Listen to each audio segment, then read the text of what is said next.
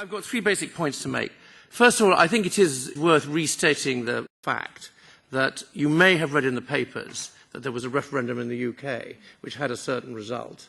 But it is worth restating the fact, which was pointed out with some eloquence by the President of the European Council, Donald Tusk, that until such time as we actually leave the European Union, when that specific moment happens, the UK is fully bound by all the rules and all the regulations, and of course will still continue to make budgetary contributions.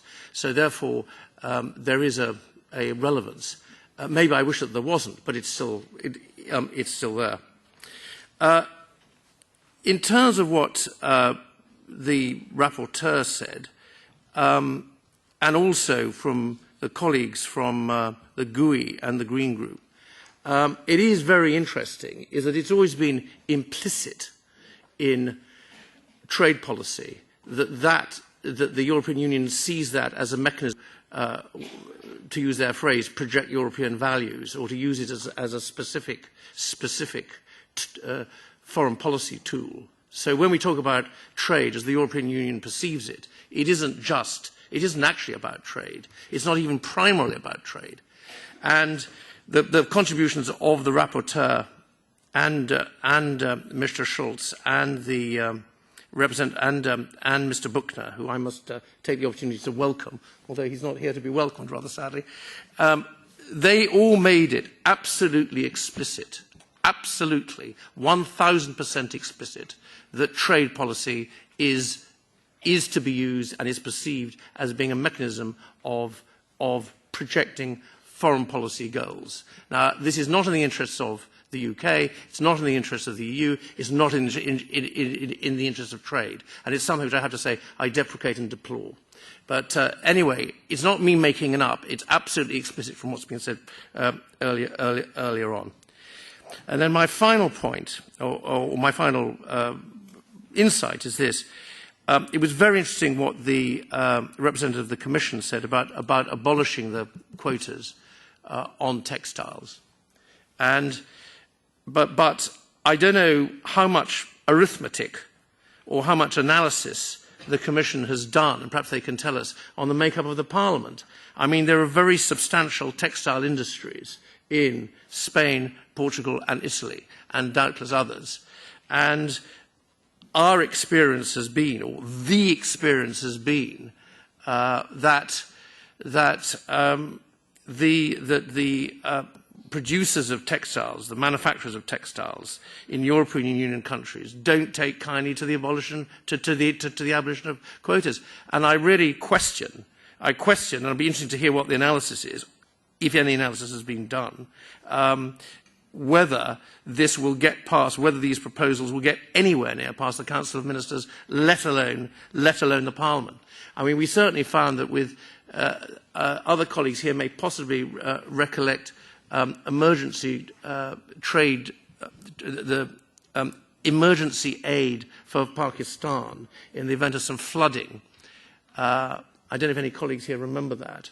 But essentially, the proposal, and it was a very sensible proposal made by the British government, who I don't normally, which they did get past the Council, was that there should be a relaxation on the tariffs and quotas on Pakistan's exports, particularly of tariffs, particularly of textiles. And the experience was that took up to 3 years to get through, by which time, of course, by which time one can assume that the flooding might well have gone down a bit. So I have a specific question, which I hope the representative of the Commission will cover, which is what analysis have you done about on how the representatives of textile producers, whether in the Parliament or in the Council of Ministers, are going to regard this proposal, and what analysis have you done, and what does that analysis reveal? And this comes back to a point that I've made many times, and in my book, which I will be distributing to anyone who's interested, that it's actually more difficult to make a trade agreement when you've got 28 countries than it is if you just got one country. And that is what the experience of Switzerland and other countries demonstrates. It's more difficult. It's not easier. You're always going to hear from the BBC this complete rubbish that it's so much easier because you're part of a big bloc. It's actually much more difficult. And although I've been sharply critical of the EU Trade Commissioner, Cecilia Malmström, nonetheless, the fact is, it is a very, very, very difficult job to encompass the interests of 28 different countries and 28 economies, which tend to have very, very different structural characteristics. So thank you very much, Mr. Chairman, for giving me this time. Thanks a lot. And now I will give the floor to the Commission. And just to come back to the last point mentioned by Mr. Dartmouth about, about whether it's easier to make trade agreement if you're 28 countries or just one.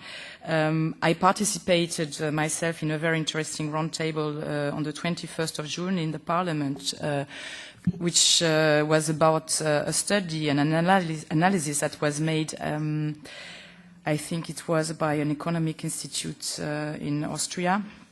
About this topic, what kind of bilateral agreement, trade agreement has the EU, and what kind, it was about EFTA, so about, and I will recommend you to read the study, it's very interesting. Thank you.